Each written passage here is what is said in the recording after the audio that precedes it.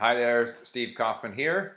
I'm going to focus in this video on a question that comes up all the time, and that is, don't you forget by the way, this is London School of Economics. My son went there, so I got a t-shirt from him.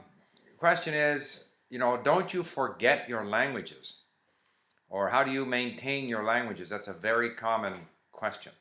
And I'm going to get into that. But first I want to address another question that I get all the time, and that is, I'm very interested in languages. I want to do a job. I want to have a job which will involve me with languages or things of that nature. What do you recommend? So let's deal with that second question first, because I can deal with it very quickly. In my experience, the more languages you speak, the more opportunities you have, the more connections you can make, the more opportunities are going to come your way. However, I'm not aware of many jobs where you can go and say, look at me, I speak all these languages, please give me a job.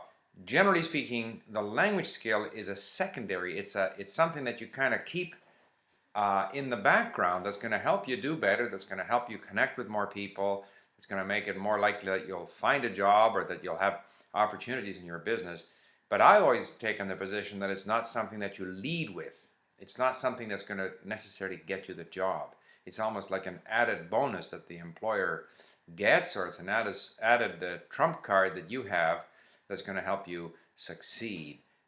You have to have something else, whether you're interested in doing business, whether you're interested in music, whether you're interested in whatever it might be, you need to develop that other skill. I don't think, unless you want to be an interpreter or a translator or something that's very specifically, or a language teacher, the language is just a tremendous bonus that you have in addition to what has to be your main skill, or even personality traits like being thorough and doing what you say you're going to do, and being hardworking and giving more than you take, and all of these other good things that I think enable people to build up the goodwill that leads to success. Okay, now let's get on to the subject of forgetting languages. Don't you forget languages? How do you not forget languages? The simple answer here is I don't forget languages. I have not forgotten a language. And I think there are several reasons for this. First of all, my method of learning is massive input. If you look at my statistics on Czech, I should have looked them up, but I've probably read the equivalent of I don't know how many books, and everything that I've read I've listened to. I don't know how many. It's got to be 5, 6, 10 books worth of Czech that I've listened to in the last 9 months or so, that I've read and listened to and saved words. And so I'm exposing my brain to this massive deluge of content, and this is building a solid base in the language.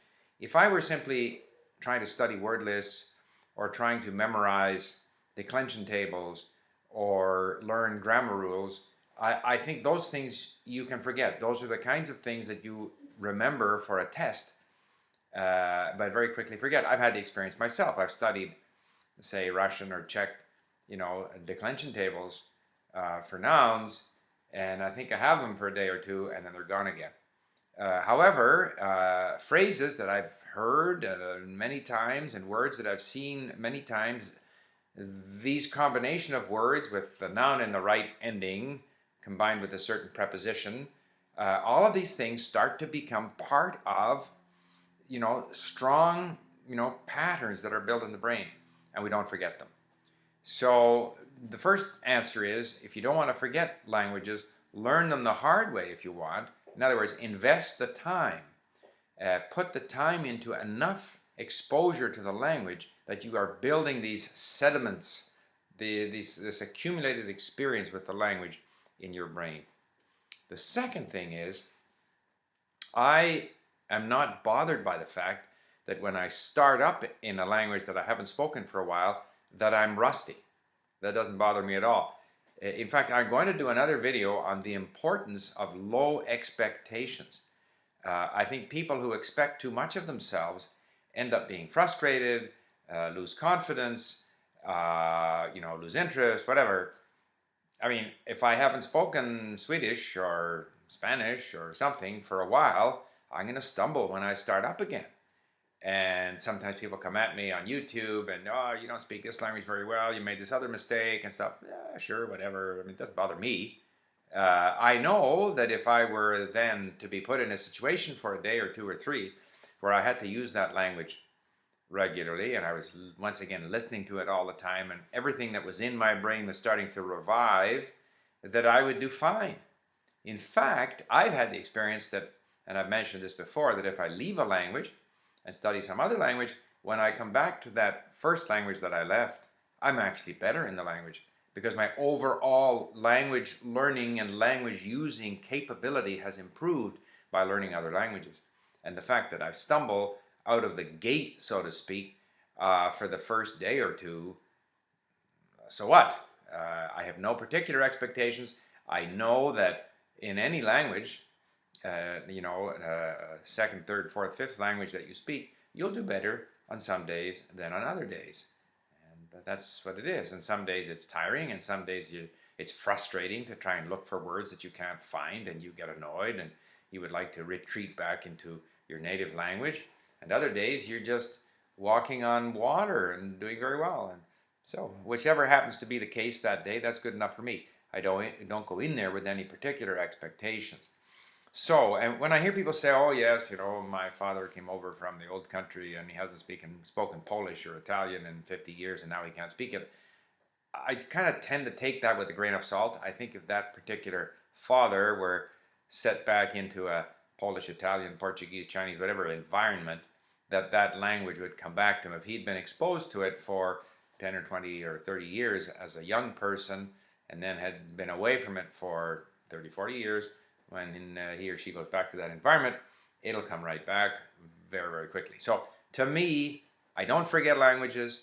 How do I maintain them if I need to get up to speed? Like sometimes I'll be asked to appear on a Mandarin Chinese television program here in Vancouver. I'll get out some audiobooks, some CDs, I'll listen to them, I'll do a bit of reading, give myself some exposure. One thing I certainly don't look at is grammar books.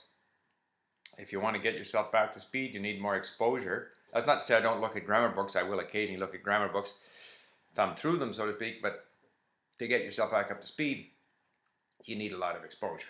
And been away from it for a while. The first night out with native speakers, you might stumble a bit, but you're very quickly right back in the groove. At least that has been my experience. So there you have it on how not to forget or how to maintain your languages. Thanks for listening.